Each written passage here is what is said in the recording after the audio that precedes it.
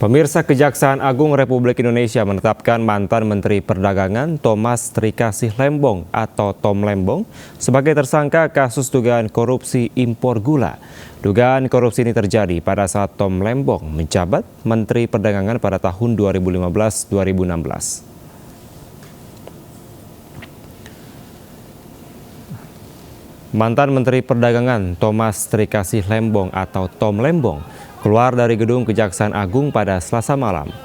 Tom Lembong ditetapkan sebagai tersangka oleh Kejaksaan Agung terkait kasus dugaan korupsi impor gula saat ia menjabat sebagai Menteri Perdagangan periode 2015-2016. Impor gula yang dilakukan Kementerian Perdagangan dilakukan pada saat Indonesia surplus gula. Kasus korupsi impor gula ini menyebabkan kerugian negara mencapai 400 miliar rupiah. Mantan co-captain tim nasional pemenangan Anies Muhaimin ini akan ditahan selama 20 hari ke depan. Thomas Lembong akan ditahan di Rutan Salemba. Selain Thomas Lembong, Kejagung juga menahan DS selaku Direktur Pengembangan Bisnis PT PPI.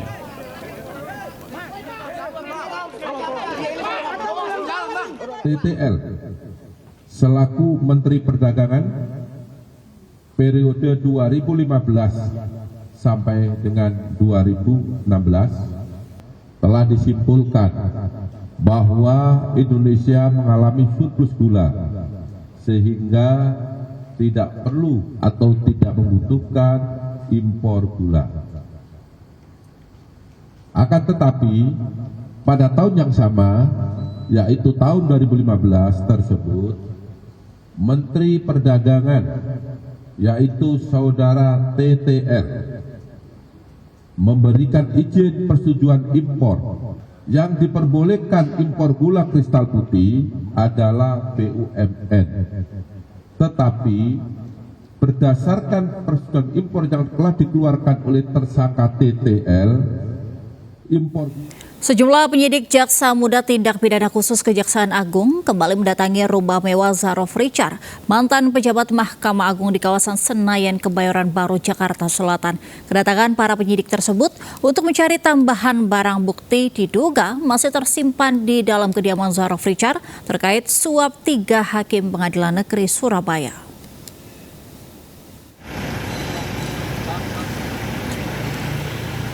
Dengan menggunakan 2 mobil, beberapa penyidik dari Jaksa Muda Tindak Pidana Khusus Kejaksaan Agung memasuki kediaman Zarof Richard di Jalan Senayan, Kebayoran Baru, Jakarta Selatan, Selasa sore. Kedatangan para penyidik Jampitsus didampingi oleh aparat dan pihak petugas keamanan komplek. Diduga kedatangan para penyidik kejaksaan ini untuk melakukan penggeledahan kedua kalinya. Penyidik ini mencari bukti tambahan baru dalam pengungkapan dugaan korupsi dalam pemufakatan jahat kasus Ronald Tanur. Di dalam, Pak, mau nagihin apa? Sini dari mana? Pemirsa, gudang bahan kimia di kawasan Pergudangan Indoraya Karawaci, Kota Tangerang hangus terbakar. Ya, banyaknya bahan yang mudah terbakar membuat petugas kesulitan memadamkan api.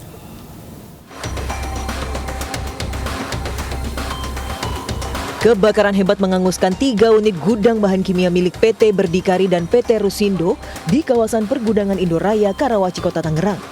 Banyaknya bahan mudah terbakar membuat api cepat membesar dan membuat panik warga sekitar lokasi. Sementara petugas pemadam kesulitan memadamkan api karena jauhnya sumber air.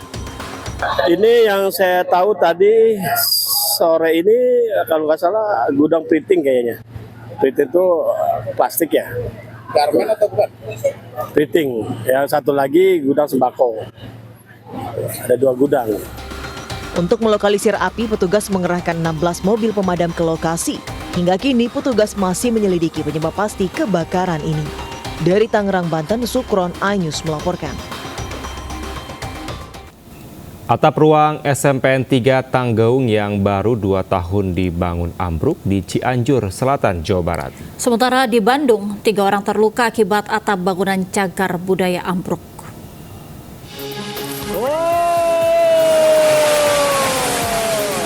Akhirnya kan telah terjadi rubuh.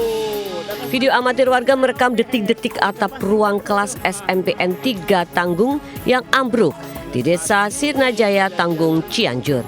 Ambruknya atap sekolah yang baru dibangun 2 tahun ini pun viral.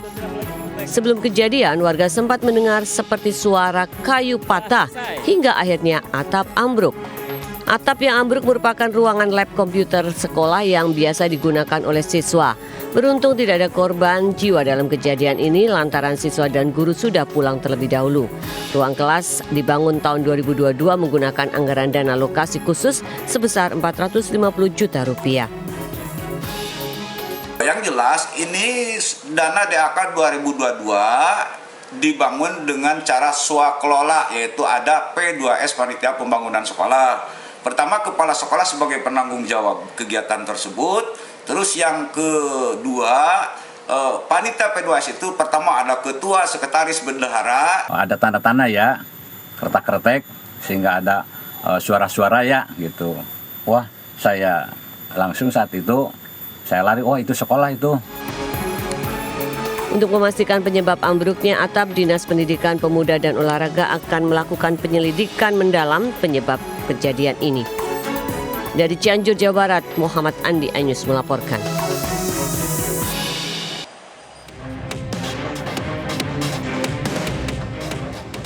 Warga dan petugas Satpol PP berusaha mengevakuasi korban terluka usai atap gedung Cagar Budaya Yayasan Pusat Kebudayaan ambruk di kawasan Naripan, Bandung, Jawa Barat. Korban merupakan pengunjung dan panitia pameran yang tengah berada di dalam gedung. Bahkan seorang pria berusaha menutupi seorang korban perempuan dari reruntuhan. Saat insiden terjadi, korban mengaku tidak mengetahui ada tanda-tanda gedung akan runtuh. Akibat kejadian ini, 3 orang yang merupakan pengunjung dan panitia terluka dan harus dibawa ke rumah sakit. Nggak ada tanda-tanda. Tiba-tiba roboh. Memang ada yang kelihatan bocor sebelah sana dikit gitu ya, kuning-kuning. Tapi nggak itu pun nggak ada yang krek, nggak ada suara gitu. Jadi langsung ruwet semua. Jadi kita juga yang benar-benar depan pintu tuh nggak sempat lari. Saat ini 3 orang korban sudah diperbolehkan pulang. Namun jika kondisinya memburuk diharapkan untuk kembali menjalani perawatan. Dari Bandung, Jawa Barat, Ervan David, Ainus melaporkan. Kita ke informasi lainnya, pemirsa, kericuhan terjadi di debat perdana Pilkada Sulawesi Selatan. Ya, 2 kelompok massa pendukung kedua paslon saling dorong sebelum debat dimulai.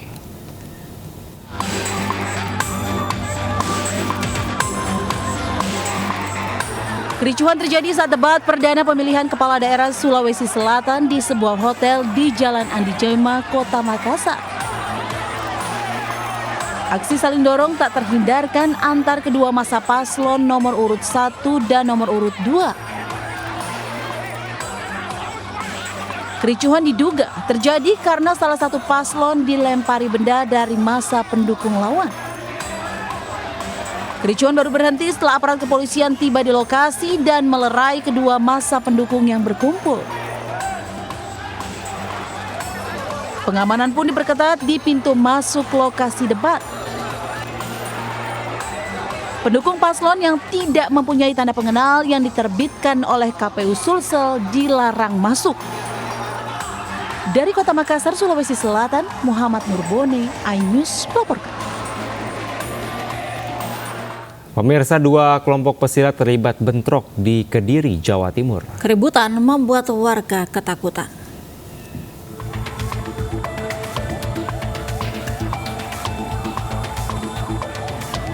Video amatir 2 kelompok massa yang diduga pesilat terlibat bentrokan keluar dari sebuah minimarket di Desa Banjarrejo, Kecamatan Ngadiluwi, Kabupaten Kediri, Jawa Timur viral. 2 kelompok pesilat saling serang dengan batu dan helm.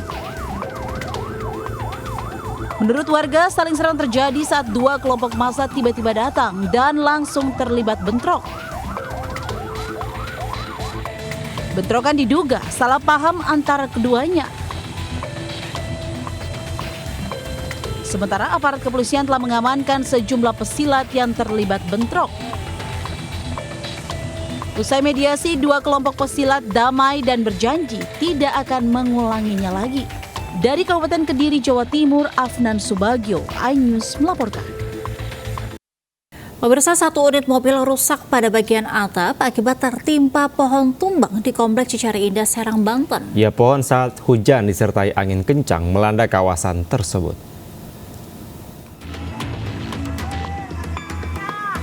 Mobil ini ringsek pada bagian belakang akibat tertimpa pohon besar di Komplek Cicari Indah, Serang. Pohon tumbang usai hujan deras disertai angin menerjang kawasan ini. Selain menimpa mobil, batang pohon yang besar juga menimpa kabel listrik hingga menjuntai ke jalan.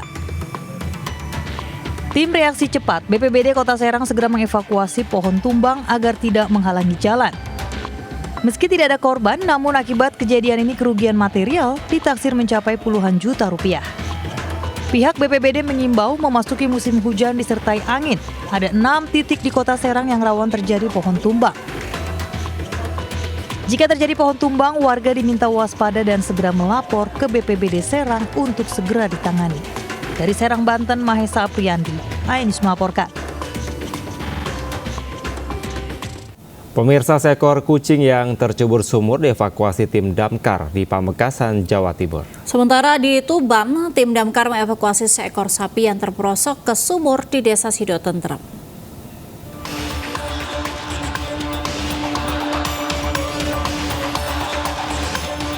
Seekor kucing betina terjebak dalam sumur di Kelurahan Bugi, Pamekasan, Jawa Timur. Ia terjebak di papan kecil tempat pompa dan tidak bisa bergerak. Pemilik kucing akhirnya meminta pertolongan petugas damkar untuk mengevakuasi kucing bernama Fuji itu. Dengan alat seadanya, petugas turun ke dalam sumur. Petugas harus berhati-hati agar kucing itu tidak panik dan terjatuh lebih dalam.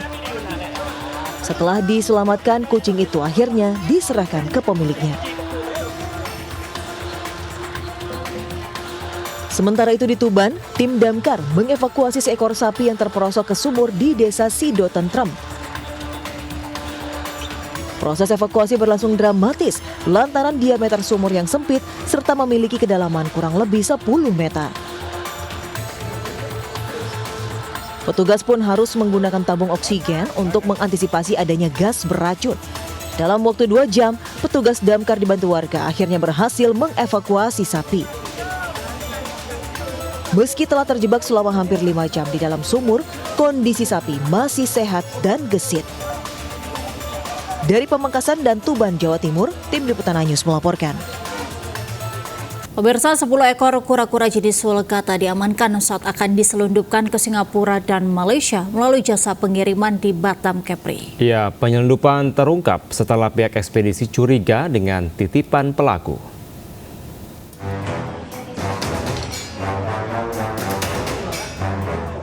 Polisi menggerebek penyelundupan kura-kura jenis sulcata yang akan dikirim ke Singapura dan Malaysia di sebuah jasa pengiriman barang di Batam. 2 tersangka FA dan AW yang tengah menjemput barang selundupan ini ditangkap polisi.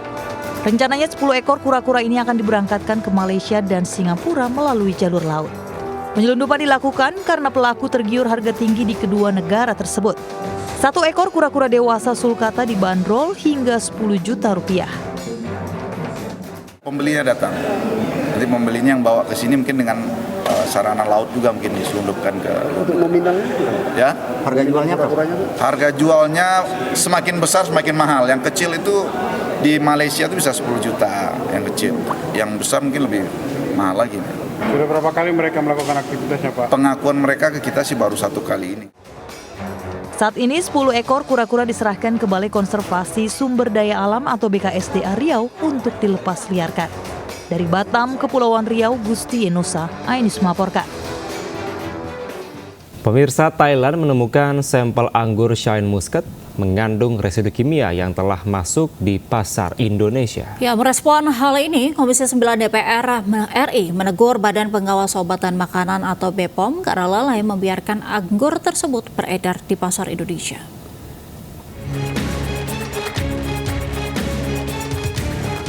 Anggur Shine Muscat tuai perhatian masyarakat usai Thailand menemukan residu zat kimia berbahaya dari anggur tersebut. Anggur impor ini telah beredar di pasar Indonesia. Anggota Komisi 9 DPR RI menegur Badan Pengawas Obat dan Makanan atau BPOM yang dinilai lalai membiarkan anggur Shine Muscat beredar di Indonesia. Meski demikian, BPOM menyebut belum ada temuan atau laporan terkait temuan residu zat kimia pada anggur Shan Muscat di pasar Indonesia. BPOM segera melakukan koordinasi dengan Badan Karantina Kementerian Pertanian. Kalau saya menyarankan BPOM turun bersama-sama dengan pihak karantina imigrasi, ya turun, cek kalau benar anggur ini berbahaya ya tarik, buang, musnahkan, nggak boleh diedarkan. Itu jalan satu-satunya. Kalau enggak, ya saya kira sama aja mereka membahayakan rakyat Indonesia. Gitu. Anggur ini seharusnya kan itu hubungannya dengan Kementerian Pertanian. Kami bertindak kalau memang sudah masuk ke pasar Indonesia, tetapi kami akan berkoordinasi secara ketat dengan badan karantina. Jenis residu pestisida jika dikonsumsi masyarakat dapat meningkatkan resiko penyakit kanker, kerusakan hati, dan penyakit lainnya. Dari Jakarta, Abdul Aziz Nadifa Ayus melaporkan. Pemirsa, sidang peninjauan kembali atau PK kedua yang dilakukan Jessica Kumala Wongso terkait pembunuhan terhadap Wayan Mirna Solihin kembali digelar. Dalam sidang ini, hakim meminta bukti baru atau novum yang ditemukan. Sidang kali ini digelar dengan agenda pengambilan sumpah penemu novum atau bukti baru bernama Helmi Bostam. Helmi pun bersedia diambil sumpah. Hakim sempat menanyakan kapan novum itu ditemukan. Di sisi lain, Jaksa Sandi Handika membuka sesi tanggapan jaksa, mengatakan berbagai bukti yang sah termasuk rekaman CCTV, keterangan saksi, ahli dan hasil forensik telah dengan jelas menunjukkan Jessica bersalah dalam kasus pembunuhan berencana. Ia juga menyatakan materi memori PK pihak Jessica Wongso tidak didukung oleh novum atau bukti baru yang sah dan alasan yang cukup dan ditolak seluruhnya. Terdakwa Jessica Kumala Wongso pada saat pemeriksaan tidak didapatkan adanya tanda-tanda gangguan jiwa berat, tidak didapat tanda-tanda gangguan proses berpikir dan gangguan intelektual yang dapat mempengaruhi kecakapan terperiksa untuk menjalani proses hukum. 2. Terdakwa memiliki resiko untuk melakukan tindak kekerasan berulang terhadap dirinya sendiri.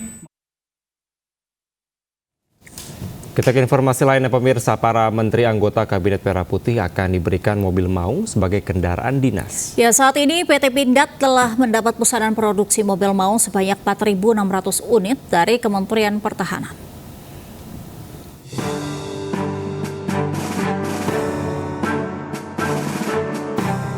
Menteri Sekretaris Negara Prastio Hadi mengatakan penggunaan mobil maung sebagai kendaraan dinas Menteri Kabinet Merah Putih merupakan bentuk semangat Presiden Prabowo Subianto dalam menggelorakan Indonesia harus memiliki mobil sendiri. Sejauh ini belum ada keputusan siapa saja jajaran pemerintahan yang akan menggunakan mobil dinas maung karena disesuaikan dengan kapasitas produksi. Prastio menambahkan pengadaan mobil dinas maung akan menggunakan skema beli bukan sewa, sehingga kendaraan dinas tersebut menjadi inventaris negara. Sementara itu, Menteri BUMN Erick Thohir menyampaikan, saat ini PT Pindad telah menerima pesanan produksi mobil maung sebanyak 4.600 unit dari Kementerian Pertahanan. Namun Erick Thohir tidak mengetahui persis peruntukan maung pesanan tersebut. Maung ini adalah beliau ingin, ya semangatnya itu kita harus punya mobil buatan Indonesia sendiri gitu. Jadi nggak ada juga yang perlu diramein apa ya ramenya gitu. Doain aja, doain biar Pindad bisa segera memproduksi. Pindad tentu sudah menyiapkan sesuai dengan orderan dari Kementerian Pertahanan itu kurang lebih 4.600 maung untuk 2 tahun ke depan. Dan tentu alokasi daripada produksinya ya nanti di situ. Apakah nanti ada tambahan order untuk tadi kementerian? Ya kembali mohon tanyakan kepada Dirut Pindad. Sebelumnya Presiden Prabowo Subianto telah beberapa kali mengendarai mobil maung Garuda berwarna putih tipe MV3 Garuda Limousine.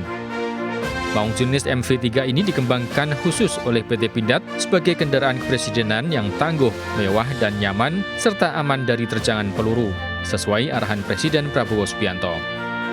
Dari Jakarta, Tim Liputan iNews melaporkan. Ya, pemirsa, Menteri Kependudukan dan Pembangunan Keluarga Wihaji menghadap Wakil Presiden Gibran Rakabuming Raka di kantor Wakil Presiden untuk membahas tim percepatan penurunan stunting. Sementara itu, Menteri Komunikasi dan Digital Mutia Hafidz juga melaporkan terkait masalah komunikasi digital. Usai menghadap Wapres Gibran Rakabuming Raka di Istana Wapres pada Selasa siang, Menteri Kependudukan dan Pembangunan Keluarga BKKBN Wihaji mengatakan pihaknya melaporkan tentang percepatan penurunan stunting kepada Wakil Presiden yang merupakan pengarah TPPS.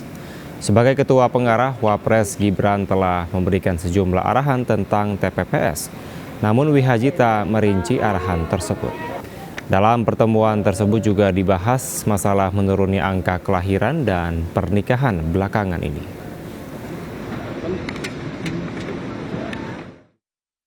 Kita kan ada Perpres 72 tentang penanganan stunting. Kebetulan kita harus laporan minimal 2 kali dalam setahun berkenaan dengan TPPS, Tim Percepatan Penurunan Stunting. Kita laporan itu saja, sama tentu ada arahan-arahan yang berkenaan dengan beliau sebagai Ketua Pengarah. Pemirsa, calon Wakil Gubernur Jakarta nomor urut 3 Rano Karno atau Sidol menghadiri senam Jakarta Menyala di Cilandak, Jakarta Selatan. Ya, usai bersenam, Rano Karno berorasi berjanji menurunkan harga bahan pokok jika terpilih.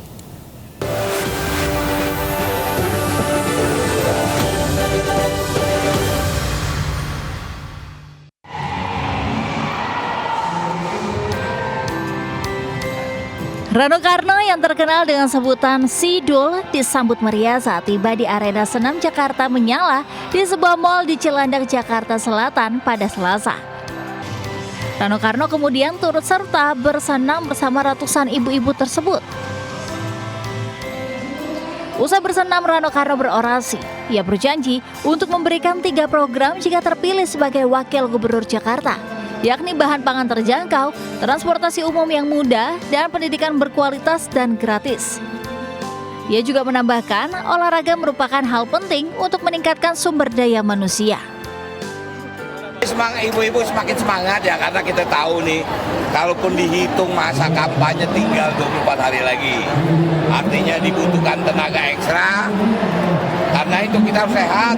Nah, sehat harus olahraga. Nah, inilah saya terima kasih dengan Bu Hani, Mas Ano Pramono, kemudian istri saya juga aktif membantu kita. Sekarang dibantu oleh Pak Kana, kita menggunakan One Belt untuk menjadikan tempat kita. Pada kesempatan orasi, Dul juga sempat menyampaikan kekecewaannya saat debat kedua Pilkada. Ia menilai data yang salah terkait pembangunan manusia saat Rano menjadi Gubernur Banten yang disampaikan pasangan lain adalah salah. Dari Jakarta, Endang Priyono, Ayus melaporkan. Pemirsa, kericuhan terjadi di debat perdana Pilkada Sulawesi Selatan. Ya, 2 kelompok massa pendukung kedua paslon saling dorong sebelum debat dimulai.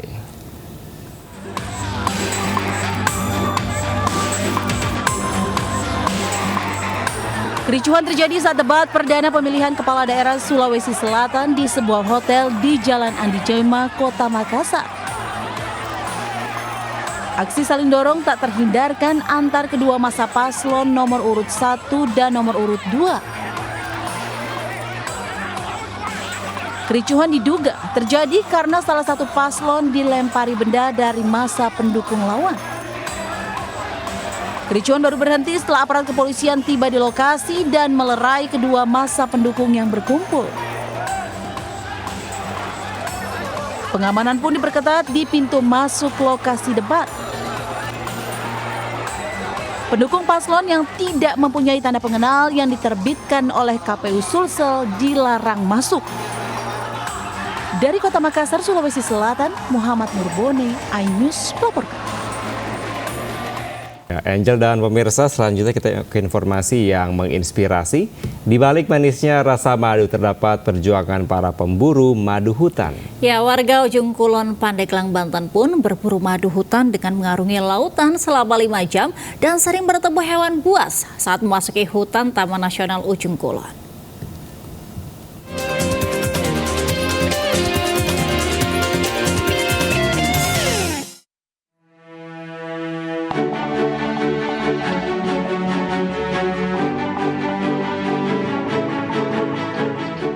Mungkin Anda tahu rasa madu hutan belantara yang manis dan berkhasiat bagi tubuh kita. Namun di balik rasa manis dan banyak manfaat madu hutan terdapat perjuangan berat yang dilakukan para pemburu madu hutan. Seperti yang dijalani warga Kampung Layan, Desa Taman Jaya, Ujung Kulon, Pandeglang, Banten. Untuk mendapatkan madu hutan, mereka harus menerjang lautan luas selama 5 jam. Dan selanjutnya memasuki hutan belantara tak berpenghuni. Tak jarang mereka bertemu hewan buas seperti buaya dan ular. Para pemburu madu lebah hutan ini juga harus rela meninggalkan keluarga selama hampir 15 hari lamanya. Mereka bekerja secara berkelompok saat memasuki wilayah hutan di kawasan Taman Nasional Ujung Kulon. Jika beruntung, mereka bisa mendapatkan hingga 2 kuintal madu hutan asli. Namun ada kalanya perolehan madu hanya seadanya saja. Sementara modal yang mereka keluarkan tak sedikit untuk 1 kali perjalanan mencapai 6 juta rupiah. Ini kita sudah kirim ke luar pulau Jawa juga udah, seperti Sumatera, Bali juga kita kirim juga. Untuk Jawanya Solo, Klaten, kita kirim Jakarta sama Bogor. Menurut salah seorang pembeli madu odeng dari para pemburu ini dipastikan asli dari hutan. Madu hutan asli memang memiliki khasiat obat dan baik untuk pertumbuhan anak. Dijual cukup terjangkau, yakni Rp100.000 per botolnya. Kalau untuk di rumah sih untuk keperluan sehari-hari, terutama untuk kesehatan, untuk jamu, untuk anak-anak juga, untuk sariawan. Proses pencarian madu asli membutuhkan waktu yang panjang. Para pencari madu bisa saja merugi karena kondisi madu yang belum siap panen. Pencarian madu juga tergantung musim bunga dan kondisi alam. Jika bunga tak berkembang atau masuk musim penghujan, maka para pemburu madu akan beralih menjadi petani sawah kembali. Dari Pandeglang, Banten, Iskandar Nasution, iNews melaporkan. Pemirsa, sempat berstatus sebagai desa tertinggal, Desa Doudo di Kota Gresik, Jawa Timur, kini bertransformasi menjadi desa yang mandiri. Ya, sejumlah program unggulan menjadikan Desa Doudo sukses mengembangkan pariwisata berbasis masyarakat.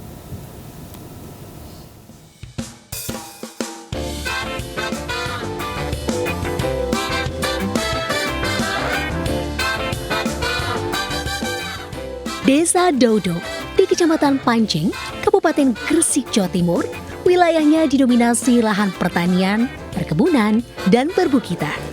Dengan kekayaan sumber daya dan bentang alam yang luas, berhasil mengukuhkan dirinya sebagai destinasi wisata yang menawarkan keindahan alam. Namun siapa sangka, sebelum tahun 2002, Doudo berstatus desa tertinggal dengan kurangnya infrastruktur dan fasilitas kesehatan. Dengan kebersamaan masyarakat yang mempunyai satu visi untuk berubah, maka semua bersinergi untuk meningkatkan kapasitas. Salah satu poin yang digagas pertama adalah gimana caranya ekonomi meningkat.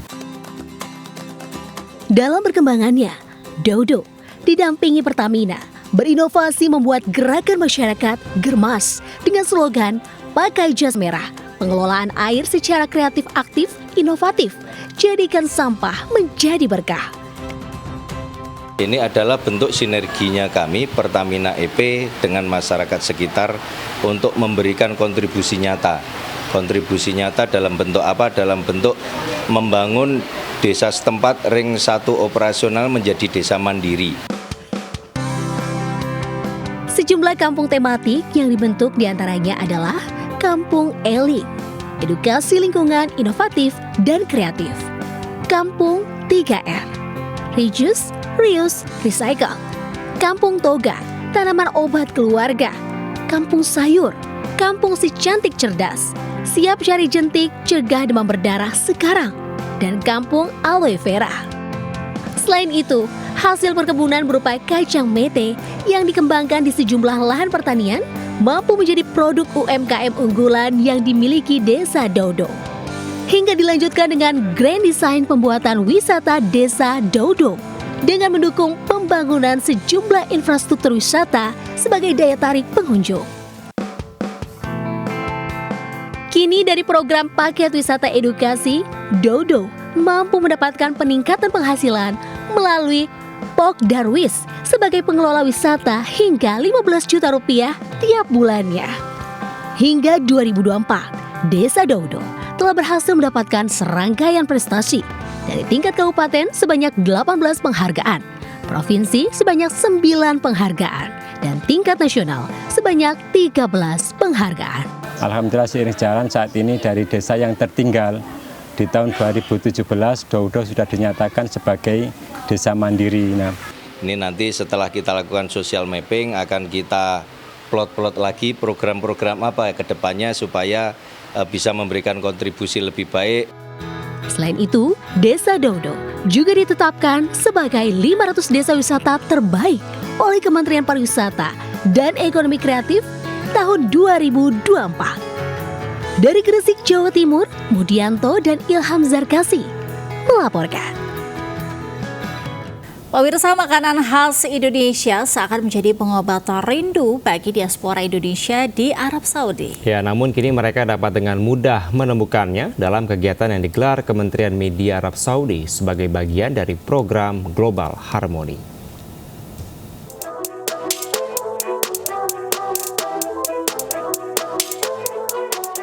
Menyantap makanan Nusantara bagi warga Indonesia yang tinggal di Arab Saudi bisa jadi sulit dilakukan. Namun, dalam kegiatan Global Harmony yang digelar Kementerian Media dan Otoritas Hiburan Umum Arab Saudi, beragam makanan khas Indonesia mudah ditemui. Makanan-makanan favorit seperti siomay, batagor, ayam geprek hingga es cendol tersedia. Yang paling laris tentu saja bakso. Ratusan mangkok bakso bisa ludes dalam sehari. Makanan berkuah ini menjadi pengobat rindu bagi diaspora Indonesia yang tinggal di Arab Saudi. Ya, terutama ya kalau keluar-keluar kayak gini kita cari makanan khas Indonesia. Ya, alhamdulillah kan karena saya juga kan jualan bakso ceritanya.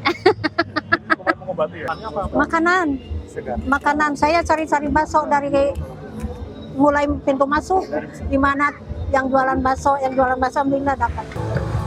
Beragam pertunjukan kesenian dan hiburan dari musisi Indonesia pun disajikan. Tak heran, kegiatan ini mempertemukan para diaspora Indonesia untuk melepas rasa rindu akan tanah air. Kegiatan yang digelar selama 46 hari ini menampilkan 9 budaya dari 11 negara yang berbeda. Diharapkan menjadi jembatan integrasi budaya serta mempererat hubungan baik antara diaspora Indonesia dan penduduk Arab Saudi. Sumpah ya, saya baru beberapa hari aja di Riyadh, udah kangen makanan Indonesia, ngerasain makanan Indonesia, langsung kangen lagi sama kampung halaman. Gimana orang-orang yang udah bertahun-tahun di sini, jarang ketemu makanan Indonesia, dan ketemu makanan kayak gini, pasti kangen banget. Dari Riyadh, Arab Saudi, Triana Tenaya, Ayus melaporkan.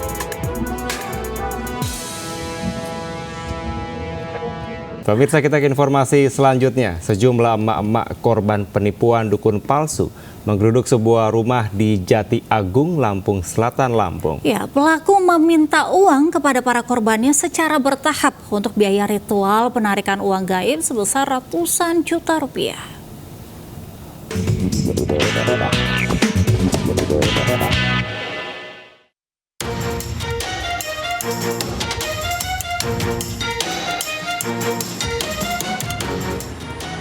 Para mama ini mengaku menjadi korban penipuan oleh pemilik rumah berinisial SP dan rekannya SG dengan kerugian mencapai 100 juta rupiah. Aksi penipuan dilakukan dengan modus dukun pengganda uang. Korban juga membawa bungkusan kain berwarna putih dan berbagai jenis kembang. Barang-barang itu merupakan bagian syarat dari ritual yang diminta oleh pelaku kepada para korbannya. Aksi penipuan dilakukan sejak 5 bulan lalu. Masing-masing korban dimintai uang secara bertahap baik secara langsung maupun melalui transfer rekening hingga mencapai puluhan juta rupiah. Uang itu sebagai syarat penarikan uang gaib sebesar 27 miliar rupiah yang dijanjikan oleh pelaku. Kita semedit ada 5 bulanan lah. 5 bulanan? Ya kalau di kamar kita nyewa tempat gitu, di kosan, kita adain ritual. Tapi kan kita udah lama mau kekeluargaan, tapi kok ujungnya sampai sekarang nggak ada keputusan. Terus kemudian kita sudah kumpul ke Jawa ya sama dia. Diajak ke Jawa, terus yang terakhir korban ini sama Sugeng. Yang kita banyak ditipu nih sama Sugeng. Iya kan? Apa? Itu kan dimimingin duit 27 miliar nih. Iya. Kenyataannya nggak ada hasil gitu ya? Dong semua. Ya, dong semua. Udah lama kenal sama beliau ini? Belum juga sih, belum juga. Awal kenalnya kayak mana sih? Awal kenalnya kita main-main aja. Pelaku sudah tidak berada di rumahnya dan diduga telah melarikan diri. Namun para korban sudah melaporkan kasus penipuan ini ke pihak kepolisian Polsek Jati Agung dan Polres Lampung Selatan. Dari Bandar Lampung, Ruslan AS melaporkan.